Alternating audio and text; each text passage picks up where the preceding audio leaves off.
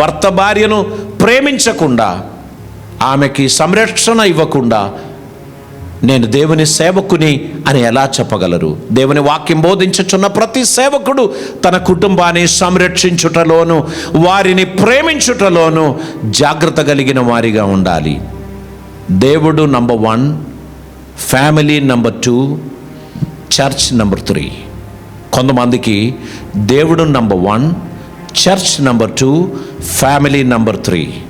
అటువంటి వారికి వారి కుటుంబం వారితో పాటు ఉండరు, వారి పిల్లలు వారితో పాటు ఉండరు, వారి పిల్లలు సేవలో ఉండరు. కారణం, సంఘాన్ని ప్రేమించారు, ఎప్పుడు పిల్లల్ని పట్టించుకోలేదు, ఎప్పుడు పిల్లలతో టైం స్పెండ్ చేయలేదు, ఎప్పుడు కూడా వారికి తోడుగా నిలబడలేదు. సేవే సేవే సేవే అని చెప్పి వెళ్ళిపోయారు. లాస్ట్కి వచ్చినప్పుడు అందరినీ సంపాదించారు కానీ తనతో సొంత కుటుంబాన్ని నాశనం చేసుకున్నారు. అది దేవుడు మన గురించి ఆశించేటువంటిది కాదు. మనం మన కంటికి కనబడిన సహోదరులను ప్రేమించని వాడు దేవునికి ఇష్టడిగా ఉండడానికి వీల్లేదు.